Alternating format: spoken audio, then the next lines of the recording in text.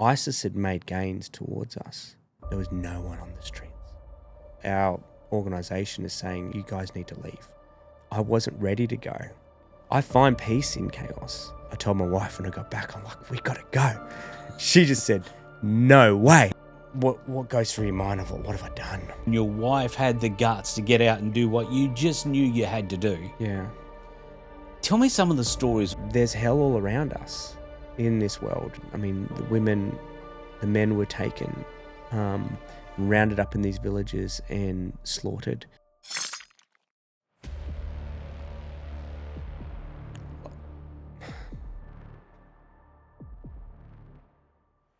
There's an element to I was born for this. I don't know if I've ever heard of anybody else doing exactly what you've done and the way that you help people in some of the most dangerous parts of the world. I'm a wild jungle boy at heart. I'm restless in the stillness. I'm restless in the predictability.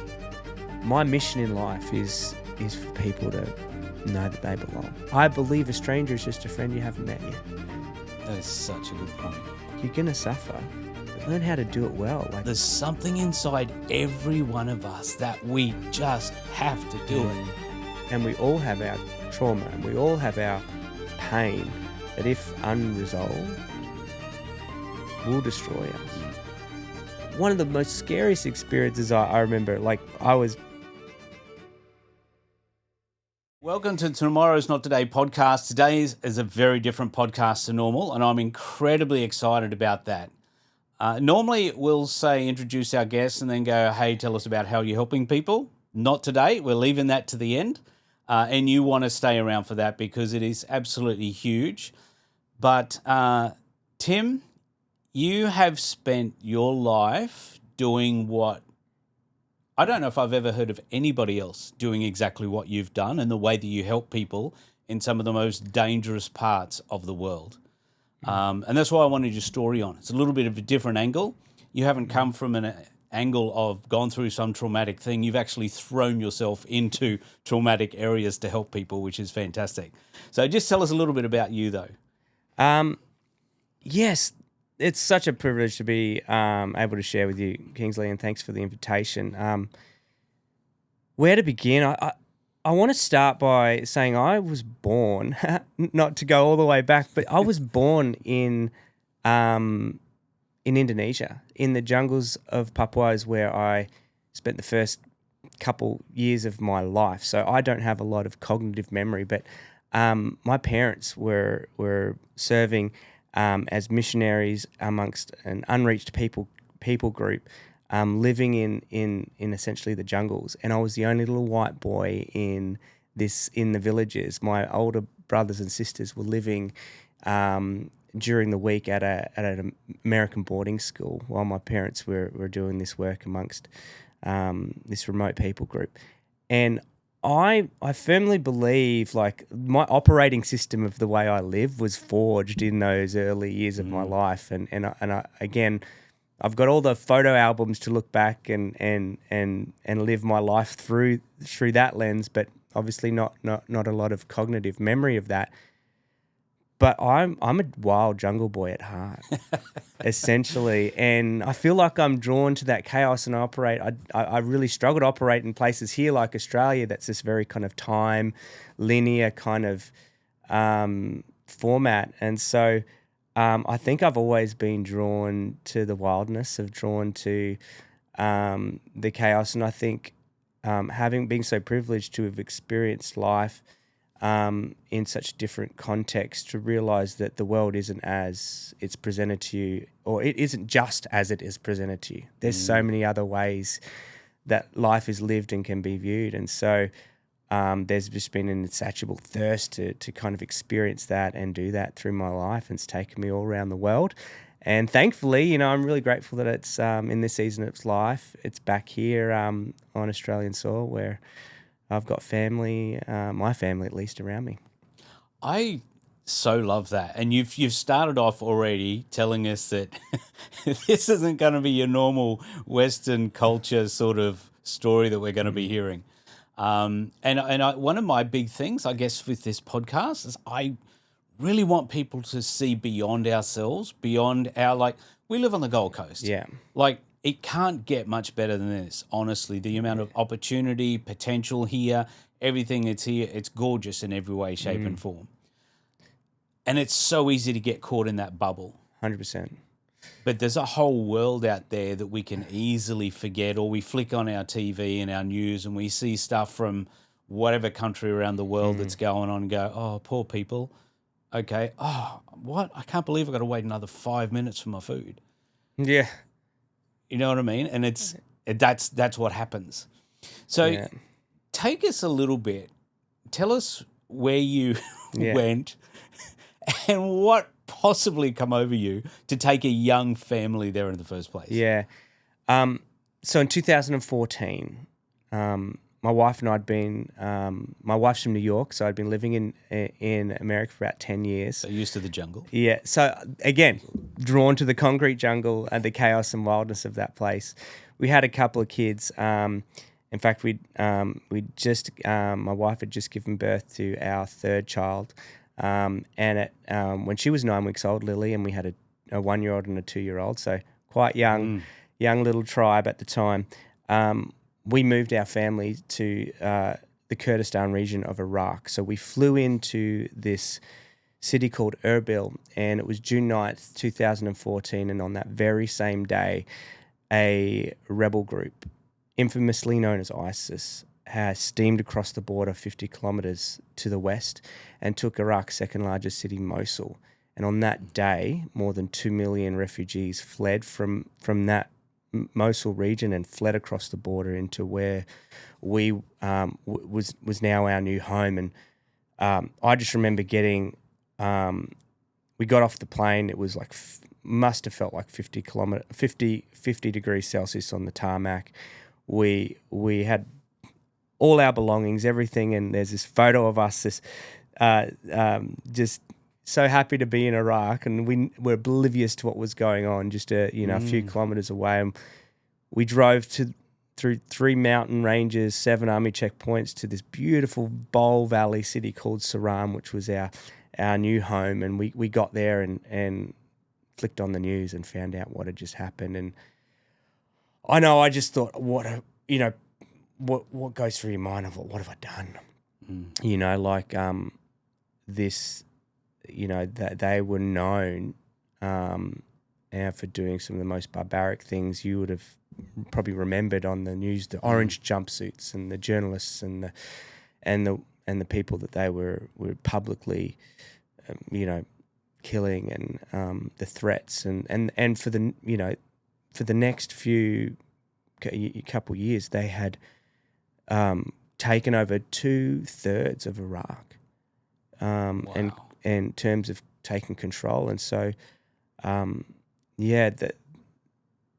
there was a decision I think we had to make within those first few weeks of are we meant to be here? Was this the reason we're here? And do we kind of drive our tent pegs just that little bit deeper? Or do we hightail it out of here? And I have the most amazing supportive wife, and we felt so supported and protected in this beautiful mountain refuge city. It's a city known for being a place of refuge from many conflicts in the region for many years. And so we did just that and spent, the next 3.5 years serving those refugees that had fled genocide.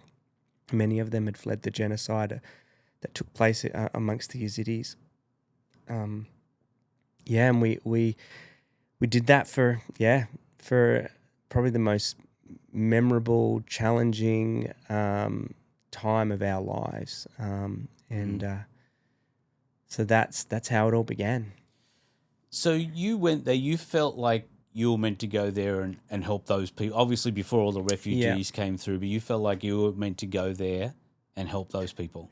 It's a funny story. When I lived in New York, I was coordinating all these humanitarian trips around the world that would respond to natural disasters or would work in really developing countries. And we'd take teams of medical practitioners, or we'd take construction teams and we'd build latrines and toilets in the Philippines, or we'd respond to, in Zambia with orphanages that were caring for for AIDS. In fact, my wife, before I'd met her, had spent 2 years living in South Africa, working with AIDS orphans with an organisation there on the ground. She lived in a Russian army tent in the middle of nowhere for weeks on end by herself. So when I met her, I knew, well, this is the kind of person I want to. I think will travel and go places with me together. And but I do remember one of my assignments was my boss at the time said, "Look, I've been asked to go to Iraq. They've been working on this project that we've been supporting, but I don't want to go." And no one else wants to go. Would you be able to go? And I was like, sure. Like in my mind, I'm like, sounds like a place not many people get to go to, at least from our part of the world. And I remember telling my wife, she's like, I'm pregnant, right, with our first child. I was like, oh, yeah. But they assured me everything will be fine. Anyway, yeah, exactly. So she wasn't too impressed that I'd already said yes. But sure enough, I went and got to spend, about a week. It was a 10-day trip. Went to a few different Middle East countries and about 4 or 5 days in Iraq. And I'm like, why aren't there more people here doing the work? Like everyone thinks you can't go here. I mean, I didn't even need a visa. I just rocked up and got a visa on entry. And it's like that even to this day, I think you might have to get it online first, but the process wasn't that as complicated as what I thought. And, I'm expecting to see, Apache helicopters flying around everywhere, and you get out there and it's just, it's Erbil's known as the oldest continuously inhabited city in the world, and the architecture and the culture and the people it just blew me away. And I remember taking a trip up into the mountains into this town, which was where we ended up calling home for those few years, right on the Iranian border, 15 miles from the Iranian border, right nestled in the base of the Zagros Mountains, 360-degree mountains. And for 5-6 months of the year, they're snow-capped. It's like you feel like you're in Switzerland, or like I'm not in Iraq.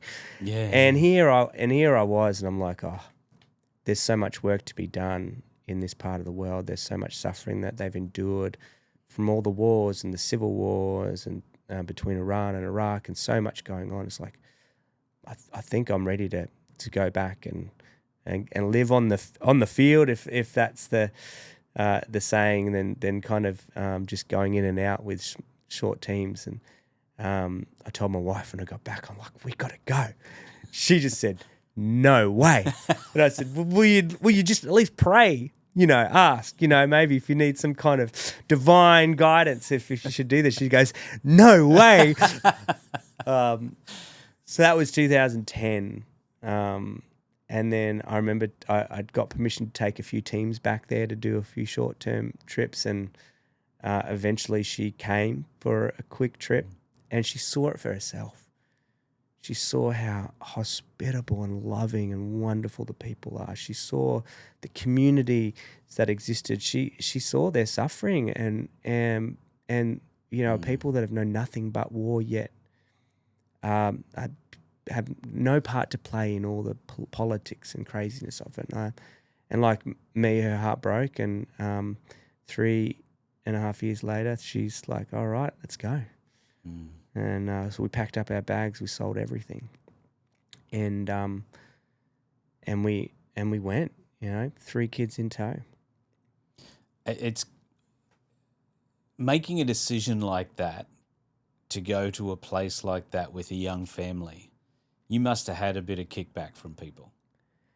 Yeah, and if it wasn't for my wife who said we need to go, like, I've made dumb decisions without my wife's blessing, and it never pays off, like wisdom is in counsel and but knowing how things did kind of initially go, get pretty dangerous and kind of messy at the beginning, to know that she was with me in this is all the assurance that we need. Because even our family, like immediate family, you just need to come back right now, Tim. You well done. You did the right thing. But and again, shaded through. They're just seeing things from their perspective. They're not sitting in the Saran with us, where we felt so safe.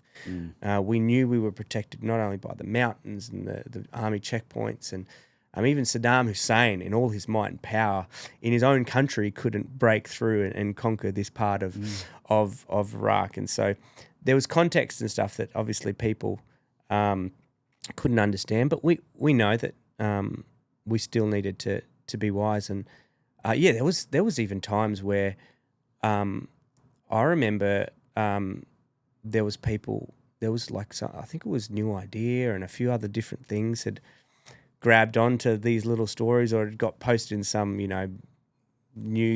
online newspaper thing, and I just remember flicking through the comments and just the vitriol, and you are a child abuser. I can't believe you're like.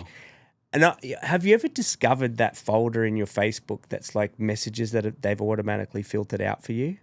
I don't know. It's like there's your messages, like personal, and then there's general messages.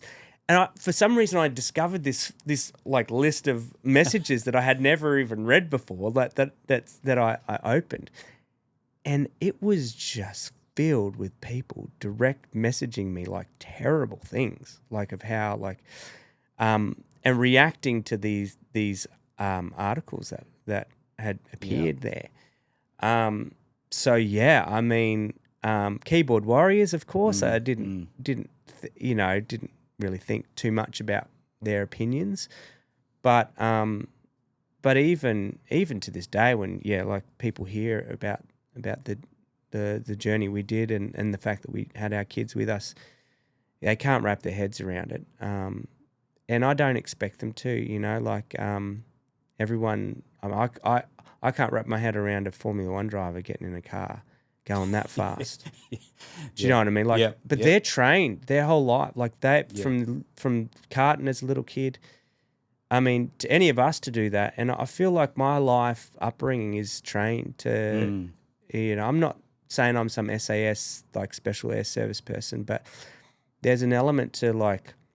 I was born for this, to go into these places and to learn how to build relationships with people so different to me, and to be able to connect in a way that that provides, that eliminates risk that others wouldn't be able to navigate.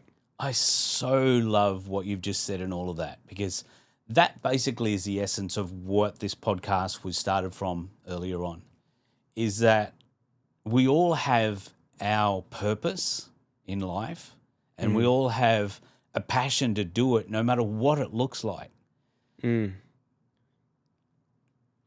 there's something inside of us that you cannot avoid. You can push it down. You can pretend it's not there. You can focus on building a business or building something or whatever. Right. But there's something inside every one of us that we just have to do it. Yeah. But most of us don't have the guts to step out and have a go. And it can be just a little thing to start with and make it bigger.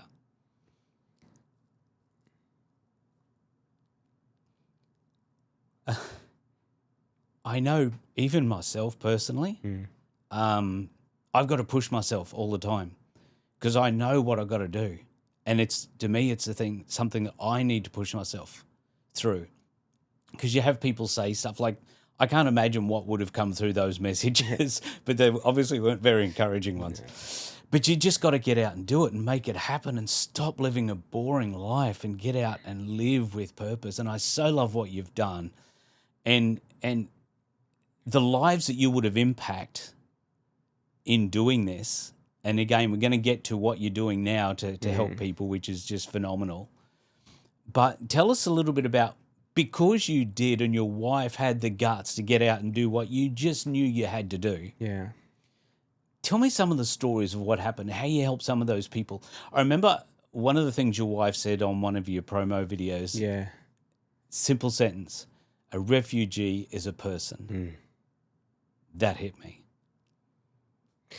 My wife has the ability, I think, I see big things, macro level, and she always is able. I mean, the thing that drew her to Africa to work with AIDS orphans is like she was challenged. Would you just do it for one? Would you just do it for the one person? And I think, you know, her ability to see that individual in moments when I'm obviously a lot of the work I had to do in the context there was responding to there's 20, 30 families, maybe 100 people. They're in these abandoned buildings. They've fled on with all their belongings, and it's the middle of winter, and the landlords of these newly constructed buildings that were under construction, right? Just concrete shells, you could imagine, wants to actually kick them out, and they've got nowhere to go, and you need to help them. And so we're all dealing with like, how do you handle this? But my wife would be able to just zone in on the one individual and the one person, and see them for who they are. And I think, she always helped bring me back and grounded me in that as in our purpose, because sometimes it just gets overwhelming, and sometimes the big task of what you had to do and what you were addressing just seems like, well, to your point, well, I can't make a difference, and we've got no resources, and how did we do things? And if you can just do it for that one person, then maybe, the answer to how to solve it for the larger group might then appear. And it's taking those like one step by step, one day at a time. And yeah, that example of I'll never forget that day sitting in that room, and there were mostly were the men that were in this one kind of big room in a concrete shell. It's the middle of winter. We're freezing. We'd bought some tomatoes and some food and some things from the market to just give them some immediate kind of supplies. But they sat us down and said, we've got nowhere to go. We know you've helped some other families with some shelters before. Can you help us? And we're sitting there, and then they start saying, and by the way,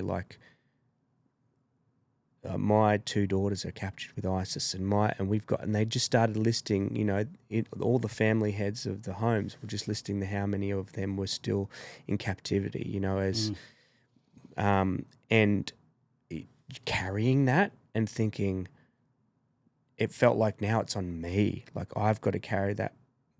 We've got to do that, and it was just a couple of families that were living there, leading the work for this organisation. We had no money, and so we would just we'd go to the local government, the mayor, and say do you have any other more tents or anything that you have on hand? Do you have some land, some space? And again, working with incredible locals that we'd working with us in our organisation, and some local business leaders, and just getting a few heads together and say, well, we're willing to help make this happen if we all can come together. And within a week or so, there was another small little, what we call micro refugee villages or little camps for these groups of 20 odd families, because they'd flee together. They all lived as neighbours, and the three brothers and the aunt and the cousin, they'd all just moved together in safety and from region to region. And another one, and by the end of our time there was 7 or 8 of these micro villages that were built, and the tents were then replaced with actual concrete Bessa block buildings with their own bathrooms and their own little kitchenette areas, and the UN would even visit and see these things, and again within the city limits. So the local municipality had given land so that they were able to get local jobs in the communities. You look at other UN camps, and there's these 20,000 tent cities, and they're more dangerous in there than there are if they were, from the situations they sometimes fled from. And so the UN would visit and said, how did you do this? And there was no money needed for security, like personnel, because they're all relatives and families and took care of each other. And when one got a job doing some tiling work or working on in the markets, they'd come and share with the other families. And, it was just amazing to see how, working side by side with the locals, we saw this work continue, but there were moments, I swear, where I didn't have an answer and how we were going to help. And, and the weight of almost hearing all of their sufferings would just weigh you down. Like, this is what they call, what I learned later is a term, compassion fatigue, where you just can only take so much of someone else's plight and suffering, and there wasn't a lot of places to go and kind of deal with that and process that. And so how does compassion fatigue, what does it actually do to you exactly? Well, there were moments where I broke out in hives all over my body, literally, from its stress. The weight, the stress, the anxiety, and I remember, there was not enough cream. Nothing would fix it. There's, I think we know what PTSD is. It's a form of PTSD as well. The post, the ongoing, non-relenting kind of stress of, we loved, I want to paint a beautiful picture of this place, but and there was so much of the life that we lived there that was just so fun, just roaming through the market. Not very many people spoke English, so I'm learning Kurdish on the fly, the language they speak there, and just having a blast, in such a foreign land.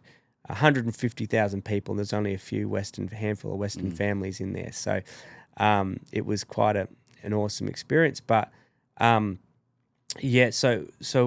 I'm just wondering, how are we going to make it? Like how are we going to there was you'd have for about sometimes 3 hours a day, you'd have power. Wow. You'd have the power would come on and off. And then when you got power, it would be like this shared community generator power that we could basically just turn your fans on. And in the summer, it is like putrid hot. You're dying. And then you've got water that's delivered every few days, and then you store up in the tanks, and so there's only a limited amount of water that you can use. Sometimes it felt like you're camping indoors. And so when you operate in life here and you don't even think about, do I need power? Do I have enough water to do the laundry today? Or whatever the case might be. Every day, those little stresses.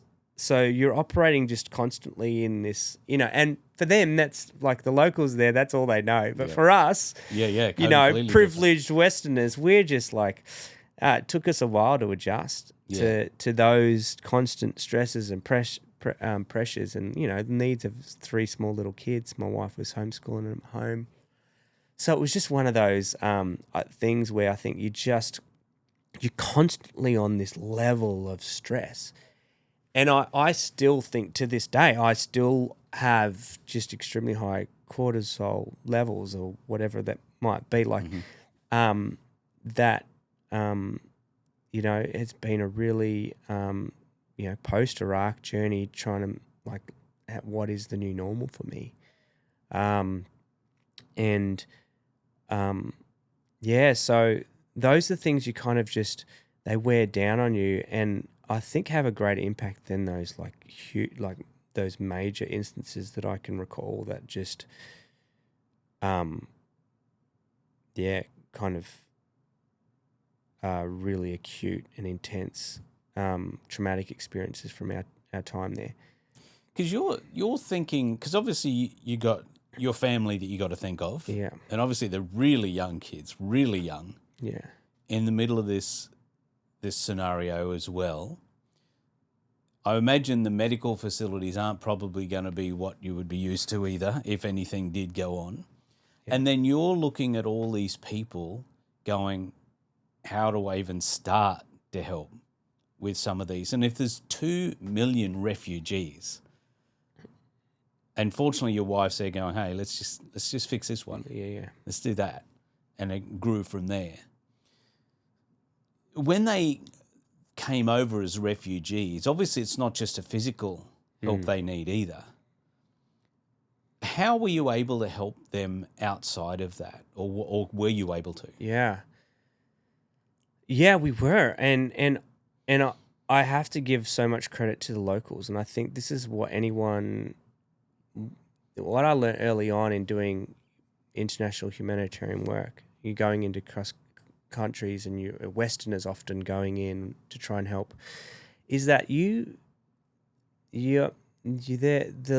resources and the power to help is within that community. Yeah, it's like your child, right? Like if you're doing stuff for your kid all the time, they're not going to learn to grow. Now there's some things and resources you can provide that they might not have access to, but they have the ability, they have the dignity, they have the resources. And so I think that years of experience meant we lent so heavily on the local community, and we realized we had a beautiful bridge that we could bridge the West and some of the finances and some of the the experience that we'd had to help.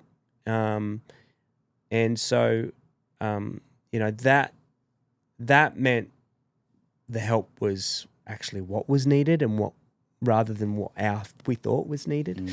There was a strong filters to make sure that it was done in that certain way.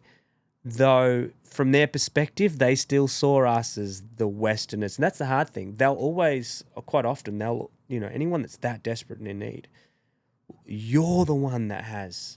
I mean, they thought I had a direct line to the president at the time. It was Obama. They literally, in one instance, I remember we were setting up another one of these micro villages. We were putting the tents together, and one of the older gentlemen comes to me, and he hands me his phone. He says that I just got off the call with ISIS, and they said that my daughter's in Raqqa and another one in Fallujah. Okay, they're 2 daughters, and he said that they're $12,000 each, and I can have my daughters back. And he's saying this. I'm getting this through in translation because I couldn't quite understand what he's saying. As he's kind of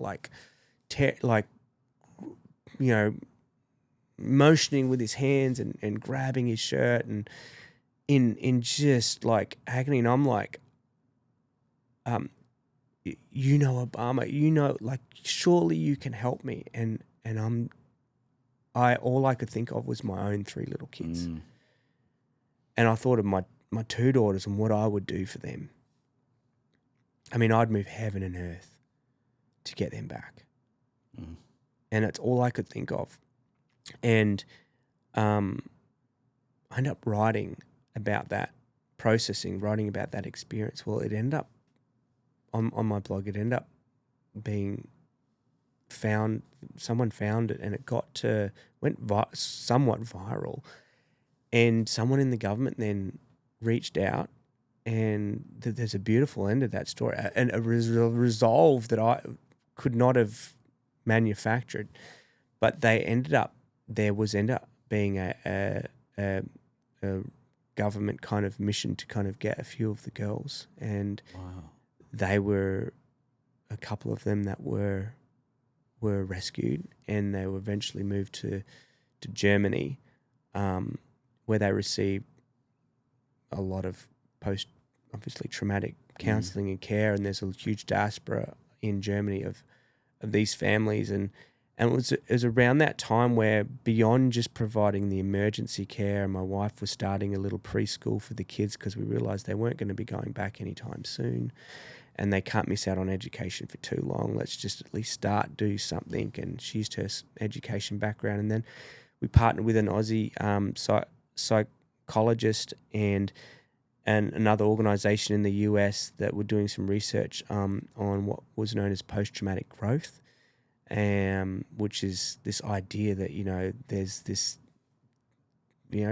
belief that, that people don't just go through trauma and I think this is what this podcast is all about, and just kind of get back to where they were. They can actually go through trauma, hit rock bottom, and it becomes the catalyst for them to grow and go beyond what they were before. And what is that? That's post-traumatic growth. That's not PTSD, which just takes you back to where you were. Yeah.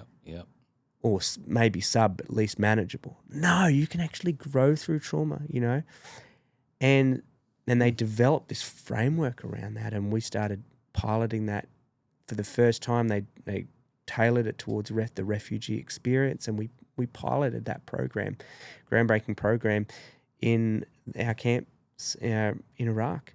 Wow. And we've used it here in Australia with families when they've come on this side of the journey. And I've personally used that in my own personal life, applied the principles that program lays out. And it's not rocket science, but done in the context of community in a small group, it is powerful.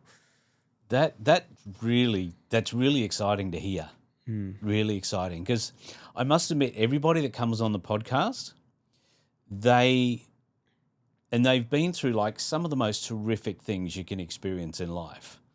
They are the most kind, generous, empathetic, people-serving people I've ever met. But yet, when you look at their life, doesn't surprise me. Yeah, you wouldn't think so. And you've just explained what it is, because I've looked at this and go, I think it's phenomenal that they've done this. But you've just explained exactly what happens. Yeah, I mean, I think science can, like you're saying, there can be, there's a scientific explanation for this, but really, deep down, right, there's something that happens in an individual's life, and you choose, what journey am I going to take? Am I going to allow this to make me bitter, or am I going to allow this to make me better, right? And I wish it was just a once-off choice, and suddenly I'm on a trajectory of just my life getting better. I think the hardest thing I've had to deal with over the years is that that's actually a constant choice I have to make, because I've seen how I can still spiral back down if and I think grief, pain, suffering that we've all experienced, and just experiences that, like, I think we're all human, right? And we all have our trauma, and we all have our pain that, if unresolved, will destroy us.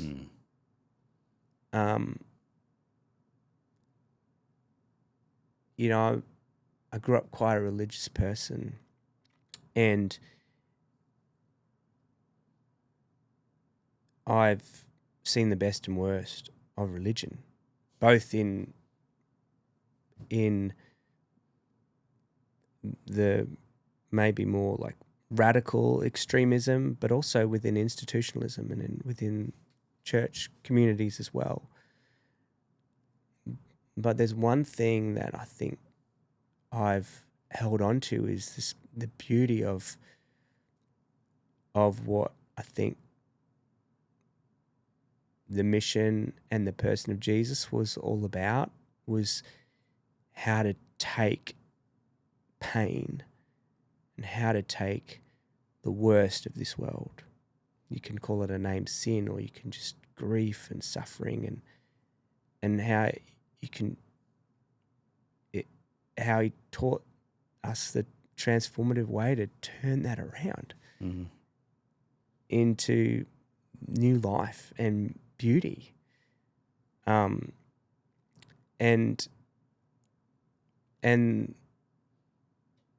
there's hell all around us in this world, you know, and quite often it lives deep buried within us and we don't realize it exists. And the art is to learn how to take the hell that's thrown against us outside from out in, and to transform that into something beautiful. The story of an oyster, right? Like has this irritant inside of it, and yet it transforms it into something beautiful. And I think that's something that I've had to realize I have to constantly do, because I'll have to face my next battle, my next challenge. And the challenge, unfortunately, the mountain is usually a little tougher next.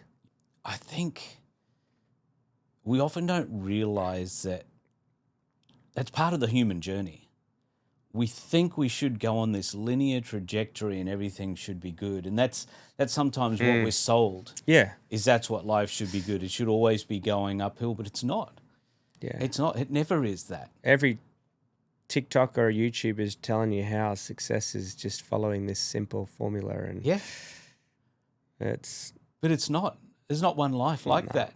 It can look like it from the outside because you only see glimpses of the good bits. You don't get the full story, right? No.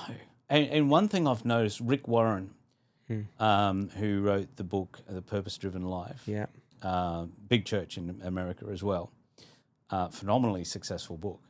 But he talks about how we're on parallel journeys in our one life, where there's always something good going on and there's always something horrible going on at the same time in life. And I think for if people would not expect life to always be good, but without being negative or cynical, expect there to be bad stuff, because those bad bits are what actually, like you said, that the traumatic growth aspect can actually make us bigger and better if we embrace it properly and make the decision for that to happen. Which you would have seen, no doubt, with a lot of people in a lot of different ways. One of the things I've had to teach, you know, I'm a father now of 4 kids, so and they're what, 2 teenagers, 15, 13, 12 and 8, so they're a lot older now. You did well. One of the things I got this advice early on was, and I think this is, again, one of the hardest challenges in life is now I'm like the weight of like having all of these kids. I've got to live an example for them, and I feel like I do a terrible job half the time. It was, you've got to teach your children not to be happy, but teach them to suffer well. Happiness is so often this goal. Like my goal is to be happy, and it's like, well, happy just comes and goes with suffering and pain and all the emotions and experiences of life. Learning though to cut the half-life of your suffering is probably the most powerful tool you can give. Like, you're gonna suffer, but learn how to do it well. Like learn how to, you know, you see people that are get caught, and I've found myself getting caught in that whirlpool of this is the end of the world and I can't believe what's happening, and spiraling into depression. And I've been there. I've done that. And you know, there's how do we do that? I think it's surrounding ourselves with people that are safe in our lives, that have got our backs, and that are good people. They will help us out and pick us through those times. It's learning the ability to be grateful, learning the ability to look at what you do have and not what isn't working. And I mean, there's so many things, you know, I have to remind myself each day. And there's practices I've built into my everyday life to remind me of that, because if I don't have the discipline of these practices, I'll forget. And I can pretty much look back to, oh yeah, yeah, you haven't been doing that. You haven't been. It's true. Yep. And no wonder why you're getting a bit jaded and your perspective's a bit off and the joy's gone in your life. Yeah. So you're over in Iraq. You're all these displaced people. They're coming over. You've got to try and help them. What do you do because you've got to be a dad and a leader of your family as well at the same time. You've got to be that person for them, but you've also got to be able to help these other people. How do you actually get yourself in that place where you can do that? I have to give my wife a lot of credit, honestly.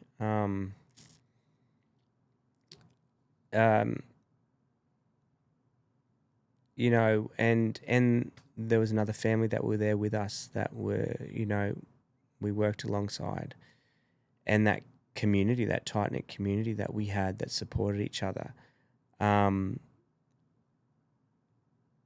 know, I just think it's just taking it one step at a time. I mean, there were times where within a couple of months of being there, ISIS had made gains towards us. And my wife was seeing, like, had watched a little too much TV and was seeing people on their roofs in, like, black clothes, you know, on the top, and thinking maybe they've made it to our town. And she was starting to panic. And at that point, we're turning the TV off. I mean, but I do remember driving into to the city of Erbil. It was a 2-hour drive, you know, through the mountains back down to this major city where we'd do a lot of, you know, weekly shop and then come back up. And I remember driving in there this one particular day, and there was no one on the streets. Rumors had got out that ISIS had come and invaded across the border into our region, and so everyone was just like gone, like gone indoors or whatever. And I didn't. Again, I'm driving around doing my usual route to these different spots to pick up what we need and going back. Turn on the news and it's like, and then our organization is saying, you guys have to help. You guys need to leave. Like, we're telling you to leave. You might think, and we're like, okay. We tried to book flights. There was no flights out. Airports were closed. And we within a couple of days, we're like, well, we're just going to have to drive out of here, across the Turkish border, right where Turkey and Syria converge, and then maybe catch a flight in a nearby town in Turkey and out of here. Middle of summer, it was August. It was, you know, they were on their biggest push at this point in time, taking the Mosul Dam, the genocide against the Yazidis had taken place. They were wreaking havoc. And it's 12 o'clock at night, midnight, and we jump into a little Toyota Corolla sedan, 3 kids, stroller, and a couple of carriers on, just lumped on us. And we're driving to the border of Turkey to cross the border into Turkey and get out of there. But I'm freaking out. I mean, we've got Mr. James Bond driving up here, driving crazy. For whatever reason, he was just... there was no air conditioner in his car, and it was at night time, at midnight, it's like 30 something degrees, and we're sweating. I'm like, that's how hot it was. We get smuggled into this other car that takes us across the border, and they're shoving like alcohol and cigarettes and everything to try and smuggle them across. I'm like, they're going to smuggle, like, they're smuggling us with all this stuff, like contraband. What's going on here? Like, I was genuinely really scared. Like, we were actually driving towards ISIS-held territories at that point in time. In my mind's like, I just hope we know what we're doing. And this is to get out. I was just so thankful I had my blue Australian passport at the time, and we got across the border, and we ended up spending a couple of weeks in Turkey waiting for things to die down. Fortunately, the coalition and the Iraqi forces regained territory, and we decided to come back in and really pick up the work that we were doing. But you asked, like, how did we get prepared to do that? Like, I honestly don't. I just don't know. Like, there's when you've got a team of people like that you trust and work with, I think that's the power of just surrounding yourself with the right people. And just we spent a lot of time praying. We spent a lot of time, just moving towards peace. What felt peace. And it's funny, like, people think I've learned, I love the chaos. I actually thrive in chaos. I find peace in chaos. I'm restless in the stillness. I'm restless in the predictability. And so, and not to say that I'll always choose the chaotic or crazy option, but that's an environment that I know how to actually operate well in and make good decisions in. And so, I think when you've got that sense of team and purpose, and again, the purpose, right? Like, we just knew we had a job to do, and it wasn't done yet. And ultimately, when we did leave after a few years of being there and experiencing some other highs and lows, I wasn't ready to go, and I felt like I was ripped out of there. But looking back now, after all these years, it was the perfect time. But at the time, it was a heartbreaking decision to leave when we did. So common that, isn't it, where you never feel like it's the right time sometimes to go and do what you got to do, or to pull out of where where you've been, especially if your heart's there. And obviously your heart was there and your heart was with those people. So can you take us into a little bit, tell us, let's go deep into the reality of what was like there for some of the people that are living there, why they had to escape. Because I think in our Western culture here, we don't know. We might think we do. We might have watched some news and some documentaries and things like that, but we really have no clue. We really don't. Yeah. The Yazidi people won our hearts, and they're a small minority in Iraq and Syria, and now scattered in diasporas across Germany, Armenia, now Australia. That is now home to, I think, it's got to be almost 10 to 20,000. Wow. Now. I don't know the exact numbers, but I know there's about 8,000 in Toowoomba alone, which is where a lot of our work is focused. And they won our hearts. They've experienced over their histories 75 genocides. Their identity, sadly, their identity is wrapped up in the fact that they've. I know they don't wear it as a badge of honor, but they're quick to share. We have endured 75 genocides. They don't have a military. They don't, they're not their own nation. They lived autonomously within these regions of peace, but were targeted by ISIS, accused of being devil worshippers in their kind of, their ancient kind of religion dates back to the same monotheistic face of Christianity and in the Jewish and Islam. And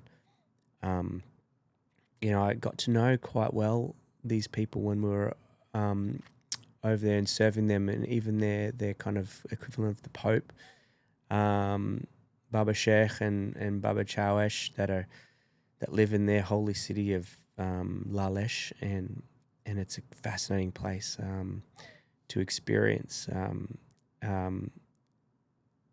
Where there's these temples and these rituals that everyone has to kind of pilgrimage to and take place. It's a fascinating.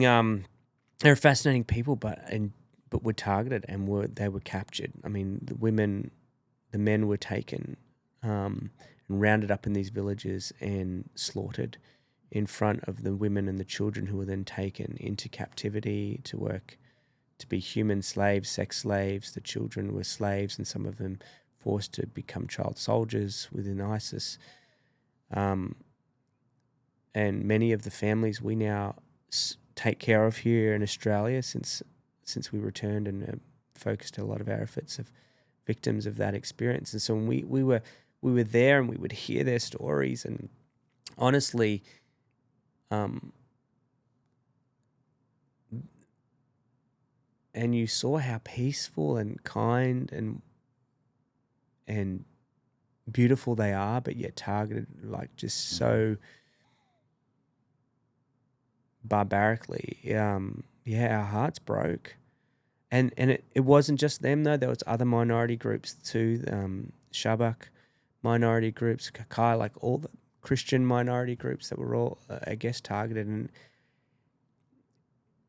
we see it. This happens all over the world, right? In different parts of the world. Rohingya in the Bangladeshi and Burma, Myanmar kind of regions, and in different parts of Africa. You see the Rwandan genocide was just a characterization of a different tribe, the Tutsis versus the Hutus, and we see it happening in our own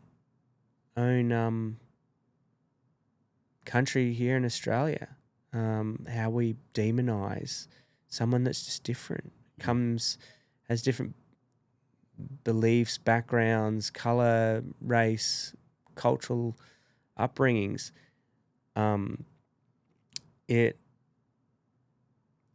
It's awful to see that's that same kind of. Well, it's awful to see like what seems kind of innocent in one context, the end of what that can do. It doesn't take much for the mob, for those that with whether it be political or religious or greed or whatever it is, agendas, to justify the worst that humanity can do. And yeah, it's hard to make sense of it. And it's important to not. Can I share a story of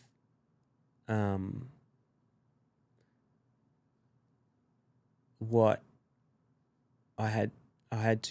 what confronted me when I was starting to really hate ISIS in my own heart for what they were doing. Yes. It was coming close towards the end of ISIS's ability to be in Mosul any longer. They were getting pushed out. I remember going to the front lines with a group. We were working on with another group that was providing frontline medical care to these groups that were just going in and out on little missions to kind of try and shoot down all the snipers that were kind of controlling the outskirts cities of Mosul. And there was casualties. There were families still trying to flee across the border and get across in and out. And during the tail end, just trying to escape. And I remember as it was probably only a couple of weeks before they'd fully been able to take push ISIS out formally, and there was still a lot of work to be done to kind of secure the area. But we went into the outlying parts of Mosul with a small entourage to inspect a town that had recently been recaptured and become safe. It's desolate, but every building was destroyed some way, form, or another. And I remember they said, "Oh, look, can you smell that?" And I could smell the smell of death. You could smell it as we were kind of weaving through this special kind of corridor where they'd know that the mines were along the road. It was safe to travel, and we got out at one point, and they said, "Come, look at this." And there you could see dead ISIS bodies, and I just remember it can't have been a boy more than 12, 13 years of age. And everything in you wants to think of how horrible and evil and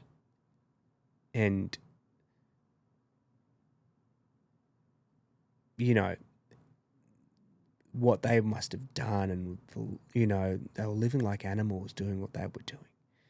But I'm like, this kid is 12, 13 years of age. My son's 13. Who knows when he was taken? Who knows what he was forced to do? That could have been my kid. That could have been. Would I have done any different? It's a hard question to answer. And I honestly, like,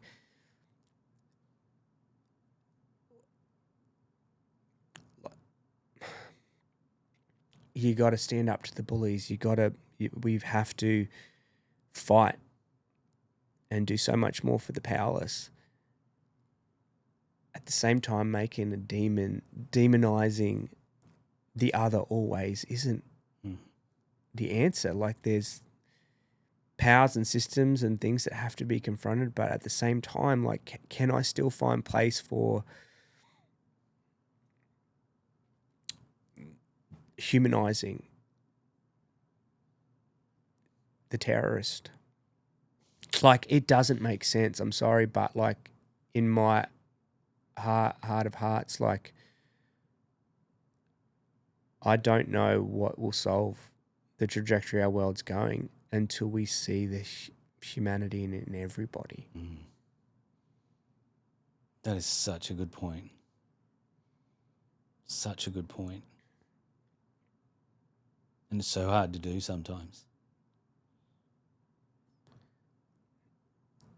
Yeah, I mean, and I can't do it for other people. I can't convince them to do it. I can only do it for myself, and I think I can only,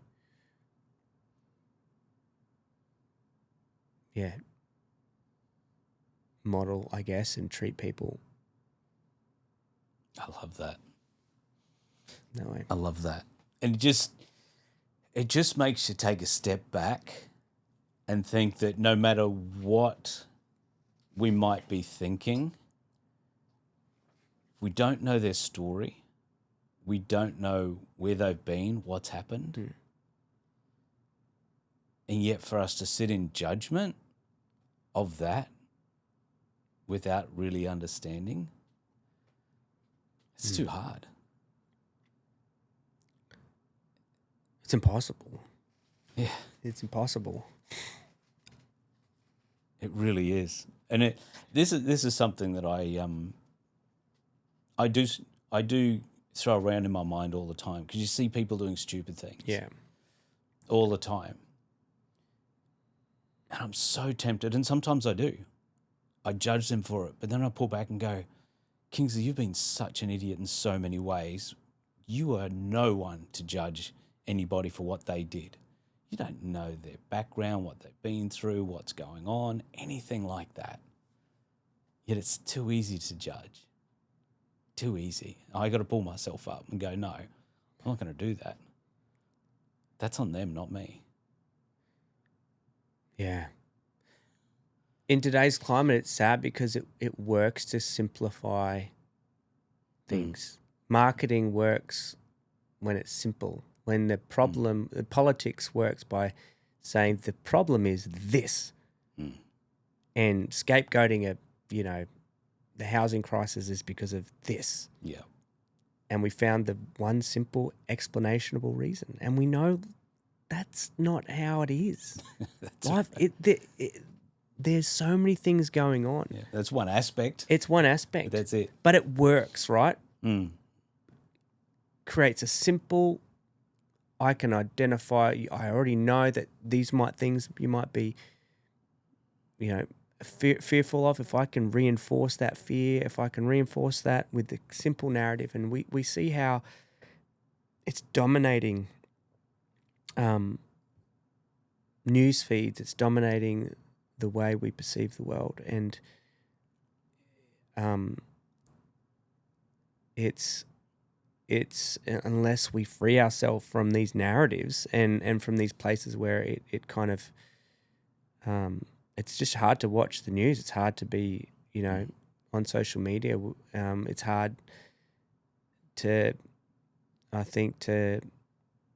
it's hard without thinking like the world's going a hell in a handbasket, but it's not. Like, the reality is this world is full of great people, and that everyone is doing the best that they can, and that, yes, we're all dealing with our crap in the way we deal with it. But if we can lean in and assume the best in people and connect with people on that same level and find commonality and common ground, I mean, we'll realize this is a beautiful world, and it can go in a beautiful direction. And I think we're sold this lie if we think that AI is going to just take over the world and destroy us, and it doesn't have, like, we get to choose the story that by how we frame this world. And I believe with all my heart in the goodness of humanity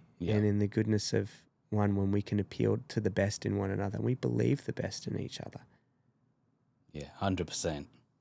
100%. I want to ask and take a little segue now to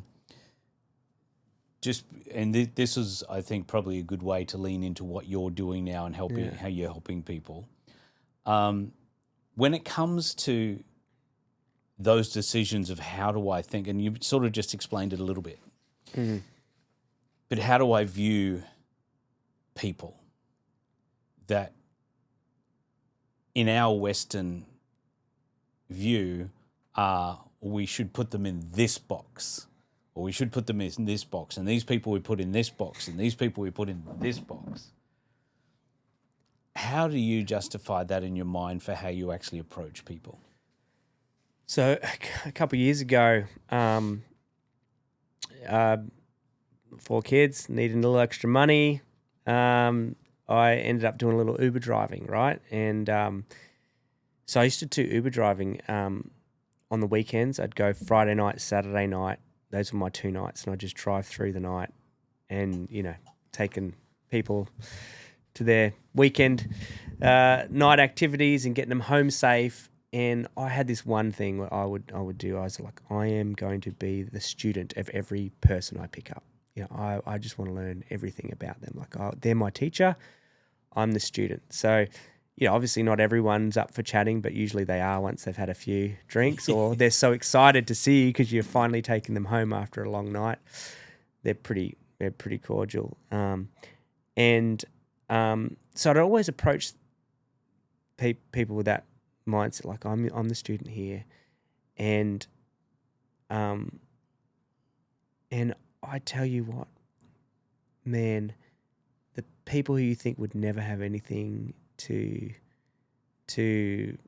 I couldn't learn anything from this person, would just blow my mind away. Putting myself in a position where, like, hey, so give me some advice. I'd even ask themselves, what's the best advice not the worst advice you've ever been given? And usually they'd come in and sharing this wisdom with me. I'm like, wow, that is so wonderful, and that's so good. And, and then there'd be some people that would say things like, I'm glad you're not an Indian or a Paki or blah, blah, blah. And I'm like, really? Like, what makes you say that? And I just get curious. And usually the part of me wants to, like, just go right at them and be like, you have no idea what you're talking about. That doesn't usually go anyway. But, wow, I wonder why you say that. And usually they have no real reason or solid backing. It's just kind of like, I don't know, they don't like the smell or something like that, or whatever it is. And it's like, really? Okay, so that's all there is to your strong beliefs about another person. And the worst was when someone would say, not to be racist, but this Indian guy, blah, blah. I was like, hang on a second, like, why the minute someone says not to be, or I'm not an alcoholic, but, or I'm not blah, but, you're like, hang on. And it's like, you can tell a story without having to color it a certain way. And there's information that I think we often feel like we need to include that just doesn't need to be there. Like, and I want to hear people's perspectives on life, but just coming back to that idea of, like, what I learnt being an Uber driver over a couple of years, just being blown away by people. And then when I would choose to, like, I mean, I picked up like big time drug dealers doing their things at night that scared the living daylights out of me. And by the end of it, they're crying and in tears. And they're like, just because I took a genuine interest in them. Like, how often do people just take a genuine interest in somebody else? Wow. Yeah. It's all it takes. Like, oh, tell me more about that. Meanwhile, I'm crapping my pants, but I'm like, tell me more about why this is happening. Oh, my dad's the biggest drug dealer and blah, blah, blah. He's been in 13 years, blah, blah. Oh, wow. Tell me more about that, blah, blah, blah. By the end of it, he's like, it was like, I remember saying, well, you want to take care of your mum? Yeah, yeah. What'd your mum want you to do right now? Oh, she want me to come home. I'm like, so? And by the end of, I mean, again, like this would happen on a regular occasion. People that you'd think are there to kill you, by the end of it are just these soft humans that, again, I've never seen them again. But those little interactions, it's amazing how in such a short period of time we can find commonality in some people. One of the most scariest experiences I remember, like I was petrified. We were driving through. We wanted to visit another family on the other side of Iraq, on the other side of the mountain ranges in Iraq. It's about 3-4 hour drive. And we wanted to take of course, I wanted to take the scenic route, not the plain, boring, straight route there.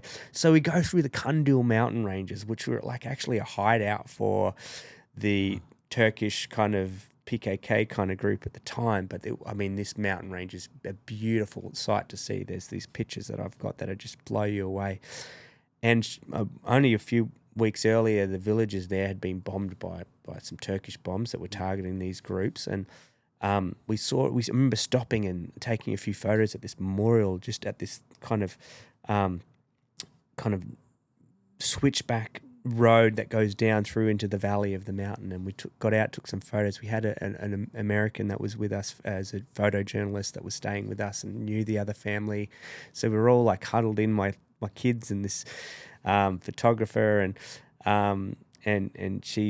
she was in the front passenger seat. My wife was in the back with the kids. And anyway, we get down to the bottom and I notice, hang on, this isn't a normal checkpoint of normal. Like this guy with a Jimadani balaclava thing and automatic weapon standing in the middle of the road, not in a usual setup as usual. I'm like, I think we may have got a wrong route here. And I'm starting to my hands are starting to shake as we get down to the bottom there. And we pull in and he kind of leans in to the window and I'm kind of, hands are kind of like shaking a little bit. And he's like, I went to kind of get, I was like, but my passport, I got Australia, I'm Australian, American, Australian, and he's like, camera. Obviously they don't want anyone taking photos in this part or, where they're going. And she had kind of shoved the camera behind her, under her seat, kind of didn't want to give the camera over, thinking she would lose it.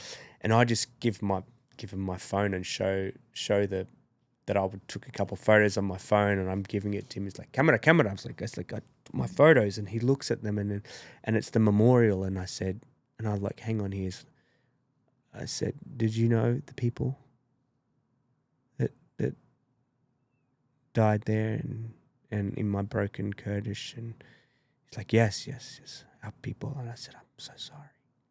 Babura, I'm really sorry for your loss, and we're here to help. But yeah, I really, really am. I'm sorry, and thank you. And I said thank you. I said, Zor spas, thank you so much. You're protecting your people. You're protecting this part, so we can be here to do the work we do. Thank you. And you could see the moment I made this connection with him, and he stepped back from the window. The guard dropped. And all I remember is within a few minutes we were on our way, and he's like, where are you going? Like, it's like, oh, we're going. He's like, don't go that way. we're like literally on the Iranian border here. It's like, you don't want to go that way. This is the way you need to go. So he helped us get on our way, from, it could have, who knew what was going to happen, but this ability, right? And you ask the question, like, how do we connect? We can connect with people who seem diametrically opposed to us, who feel like a threat to us. There's always an opportunity. Now, there's times when you're smart and you just don't put yourself into harm's way. But when you are confronted and there's nowhere we could turn to or go, always look for how you can connect with somebody and take a genuine interest in them and be kind. Believe the best in them. I could have believed the worst in him. But I'm like, I'm going to choose that you are here to protect your people and you're doing a noble job, and I'm thanking you for that. I mean, when we treat other people like that, we win friends and we, out of strangers, and I believe a stranger is just a friend you haven't met yet. That's so good. If we all could just do that, approach people that way and see people that way. Believe the best in them, what they're saying, what they're doing, and approach people as if they are a good person. They're not a horrible person. I call it the ABCs. The first thing we should do is we should ask genuine questions. Take a genuine interest. Ask them questions. Take a genuine interest in. So ask. Believe the best in them. Don't believe the worst. It's so easy to always believe the worst in a situation. That could be really hard for some people more than others. So my wife's more the risk-averse kind of thing, and she's always looking for danger. But I think the minute we choose to just believe the best in somebody, and then I like to is put them to the test, challenge them, challenge them, put them to the test. Like, I've done this before. Like, I'm busting to go to the toilet, and I'm working in a cafe with my laptop, and I'm like, can you look after my laptop and stuff? I'm just going to go to the toilet. Just test, I could pack everything up and go, and then I'll lose my spot or whatever that might be. And I promise you, I've never had my laptop stolen and taken. People actually want to be, you trust me. They want to live up to that kind of trust that you've bestowed upon them. And that's what we want to. And I think the more we learn to need each other and be interdependent. I mean, I could go. I mean, there's so much that Iraq and the Middle East and the parts of the world that we are so different to us, the Eastern, they have that we need. Community. They don't deal with isolation and mental illness in the same way that we do here in the West, the way we live our lives. Their interdependence on one another, their connection and their community that they have, we need. And those are the things I feel like I've experienced, been privileged enough to experience in so many different ways, and that grew up experiencing from a very young age, that we need now more than ever. Yeah, it's so true. It's so true. And what you're doing now just proves that time and time again. Tell us what you're doing now, how you're helping people, because it's literally doing that every day. Yeah. Look, we came back from Iraq. I was depressed. There was, like I told you, I did Uber driving. I had didn't know what to do, and I found out that suddenly that Australia had accepted all these humanitarian visas for those that were victims of the genocide, the Yazidi genocide, and many more victims from Iraq and Syria, the war that ISIS had been involved with. And in the town of Toowoomba, which is only a couple of hours away, there was so many families being settled. So as soon as I found that out, I'm like, get in my car and I drive up there, and I'm in their homes saying hello and practicing again my Kurdish and enjoying the tea and the chai and all the being. I'm like, wow, I'm with these people. I can't believe it. How did we left and then suddenly they're placed here on our doorstep to help on this side of their settlement, of their journey, displacement journey, and it wasn't long, a few other locals in the community in Toowoomba jumped on board, and we threw this massive welcome picnic for all these families, and we had about a few hundred people there, and the local community came out, and we did it again, and then the mayor came along, and local councillors, and the community was like just hosting this welcome picnic. We put a red carpet full of food there, Kurdish, like Yazidi and Middle Eastern food, and then we had, the good old Aussie taco, sausage and bread, and they're teaching us their dances, and we're doing the bush dances, and we just had this like cultural, like just amazing celebration, awesome. saying welcome. We're just so glad you're here. I mean, to me, it's like that's what we need to do when people come here that have endured, such horrific experiences. Like, yes, you've made it. Celebrate them, and it just evolved into, okay, well, let's go visiting them at their homes. They need to learn English. Let's start doing them English. They need to get their driver's license to now having all these various programs that are now running up in Toowoomba that are helping these refugees not only kind of settle in here, but thrive and become real contributors into the community. And so that's been going now technically, it will have its 10-year birthday in January 1st. Wow. So on the when we first registered it as a charity, and so that's fantastic. I can't believe it's been that long. And yeah, just seeing these families thriving in our own backyard. So you're helping them assimilate. You're helping them get licenses. Yeah. Employment. Yeah. Training. All of this sort of thing. So that obviously they've had to escape for obvious reasons. Yeah. And now you're giving them a new opportunity in a new country to help, I guess, their second part of their life be able to move on. You know what? We tried so hard in Iraq to help keep as many people there as possible, because the journey to come and move to another country. And the beautiful thing was, I mean, going back to when we left, and of all these 7 or 8 micro villages, I think 6 of them, the families we had taken care of, had all then gone back to their villages. Oh, wow. To live and rebuild their villages. And that was the goal, right? We don't want you to get on some perilous journey on foot and smuggle across and then go here and then go to this country and eventually somehow find your way somewhere else. We want you to stay in your homeland, and when it's safe to return, be able to return. And thank God many of them have, and others can't and haven't been able to. And for those, and they've chosen the journey to seek asylum in Australia or Canada or the US or Europe or wherever that might be, they've come here.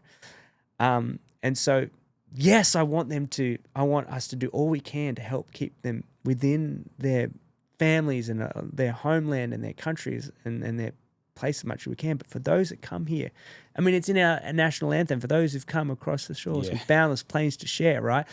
For those that do find their way here, well, we can gripe and complain, and say they're stealing this and taking this and blah, blah, blah.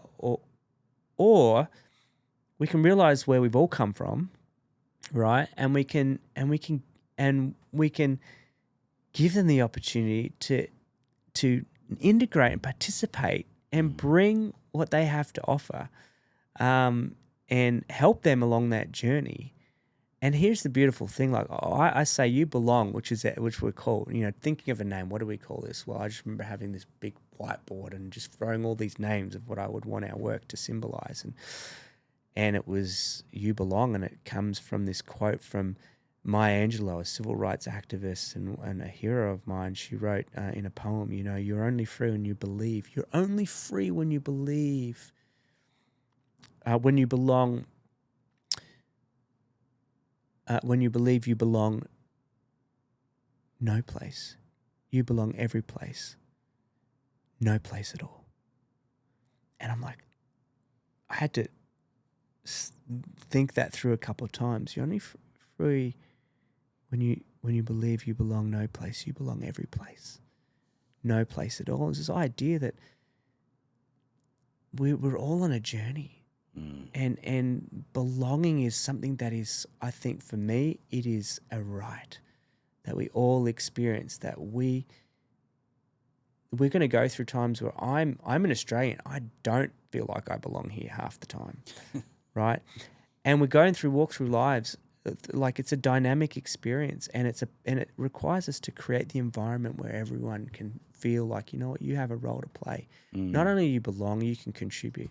That we need babies in our lives because they bring us joy and wake us up and from the craziness of life. We need elderly in our lives because we know the wisdom that they actually can bring. And I think we've done a terrible job in society of just thinking that someone's only belongs if they're useful in some economic or some kind of entertainment. We don't realize the value that we all need and contribute. Yeah.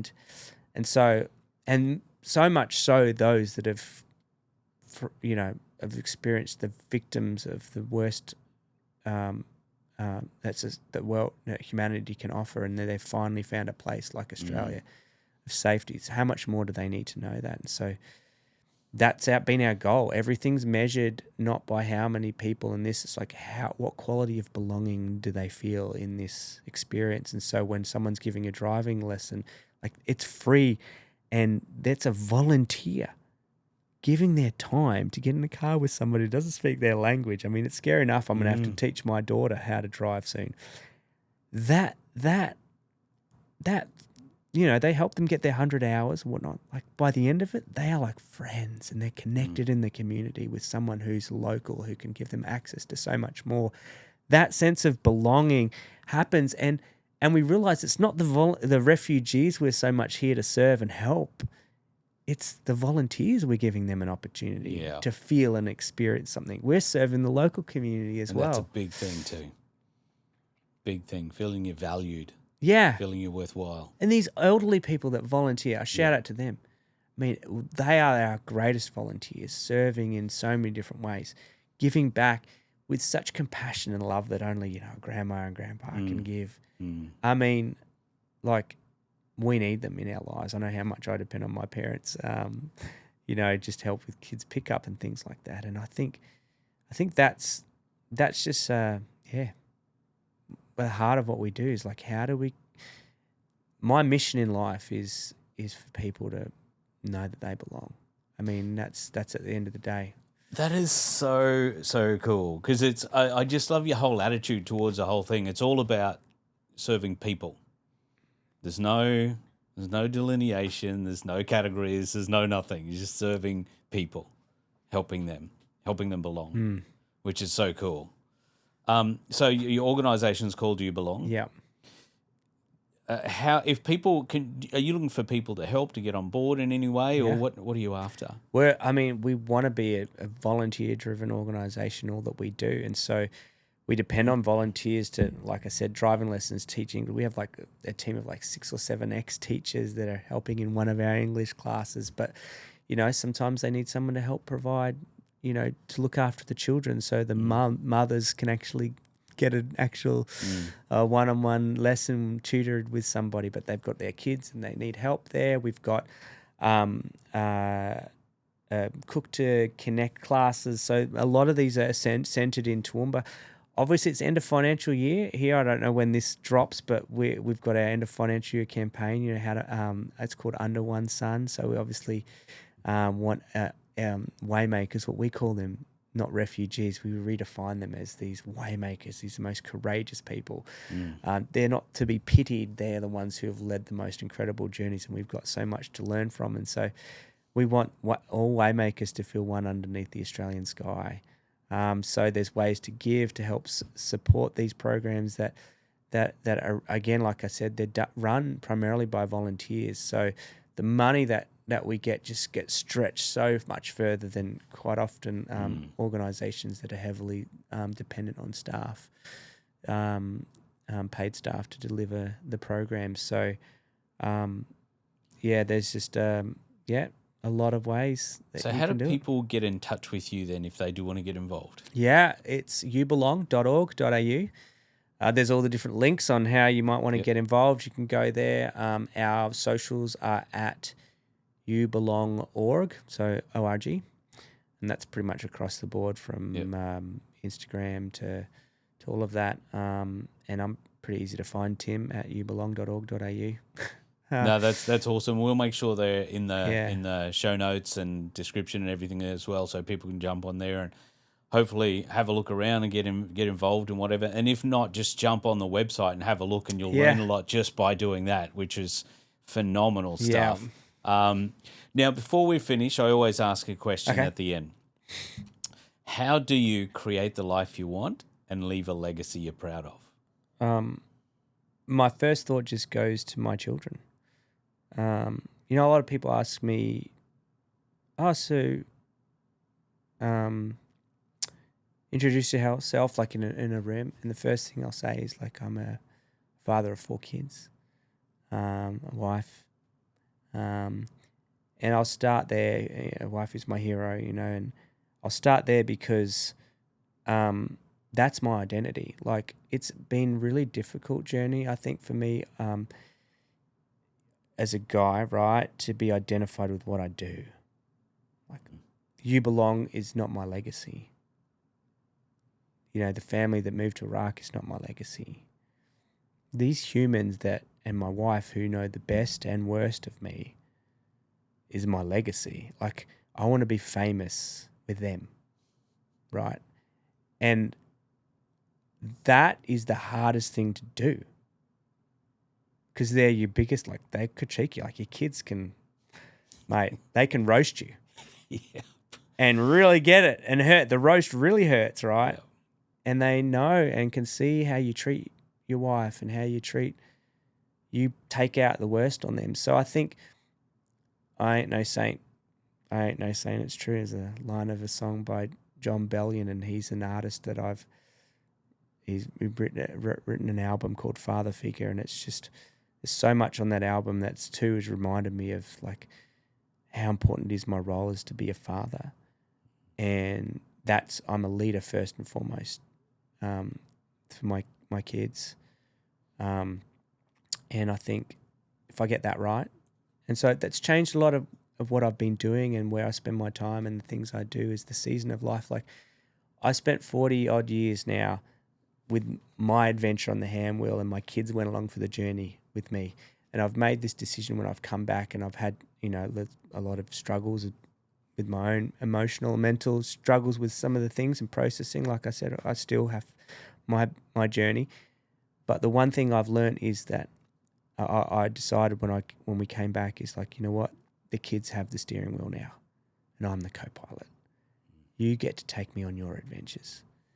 And that transition from like, I'm having to try and prove to them anymore, like they're old enough now. It's like, nah, it's all about how do I invest in you, and how do you take me on the ride for where you want to go. And so that's been a real steep learning curve and humbling learning curve. But hopefully if I get it somewhat right, then the legacy will live on, and I'll live on forever through them and their incredible lives that they'll live.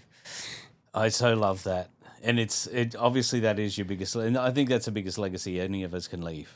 But obviously it's going to go outside of that as well with what you're doing, what you have done. And one of the biggest things that I love about the fact of when you do live on purpose and you live with a passion to get outside of yourself and serve other people is we'll never, ever know the full extent of the impact that we've had, both in this generation directly and indirectly through other people they influence and from their generations that come as well. Preach. And that's the beauty? It is. The impact hopefully is a lot further than what people would ever know. And definitely. Tim, thank you so much for coming on, sharing your story, opening up, I think, to stuff that we, getting real about what really some of the rest of the world and people's lives are, and how to actually view people in a so much better way. I love that. Thank you so much. Such a joy, mate. Thank you for having me. It's been great.